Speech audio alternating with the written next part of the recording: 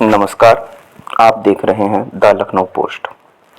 Sanofi India limited प्रबंधन की अनुचित नीतियों और श्रम विरोधी नीतियों के कारण 22 और 23 अप्रैल 2024 को कंपनी में हड़ताल रहेगी। सनोफी फ्रांस की एक बहुराष्ट्रीय दवा कंपनी है जिसका हेड ऑफिस फ्रांस में है। इसकी स्थापना 1973 में हुई थी। आज यह कंपनी 90 देशों में है और इसमें 91,000 से ज़्यादा कर्मचारी कार्य करते हैं। यह बहुत ही समृद्ध कंपनी है जिसने बहुत सारी कंपनियों का अपने साथ में मर्जर किया है, जिसमें एक बहुत ही सम्मानजनक और पुरानी फार्मा कंपनी हेक्सेट भी शामिल है। इस तेजी से फैलती और मुनाफा कमाती कंपनी का भारत का हेड ऑफिस मुंबई में है। कंपनी प्रबंधन की नीतियों के कारण देश भर में कंपनी के उत्पादों की बिक्री बढ़ाने के कार्य में लगे मेडिकल रिप्रेजेंटेटिव के अधिकारों से संबंधित गंभीर समस्याएं आ रही हैं। कंपनी ने अपने न्यूट्रा ब्रांडों की बिक्री तथा अन्य उत्पादों, वैक्सीन के प्रचार, प्रसार और वितरण के अधिकार दूसरी कंपनी को दे दिए हैं। दूसरी कंपनी को कार्य देने का असर यह हुआ कि सनोफी कंपनी में से मेडिकल रिप्रेजेंटेटिव्स को कार्य से हटा दिया गया है।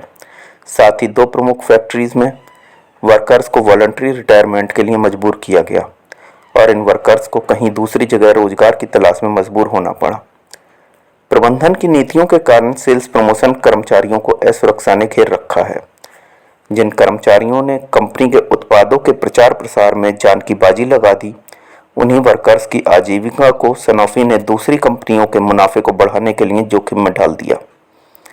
हेक्सेट अखिल भारतीय रिप्रेजेंटेटिव कमेटी एक मान्यता प्राप्त और रजिस्टर्ड ट्रेड यूनियन है और सनोफी इंडिया लिमिटेड कंपनी में सेल्स प्रमोशन कर्मचारियों का प्रतिनिधित्व करती है।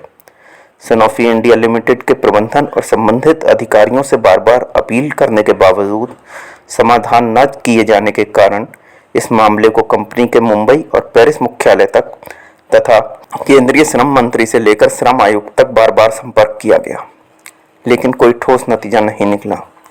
इसीलिए यूनियन ने सनोफी इंडिया लिमिटेड प्रबंधन की अनुचित नीतियों और श्रम विरोधी नीतियों के कारण 22 और 23 अप्रैल 2024 को हड़ताल पर जाने का निर्णय लिया है।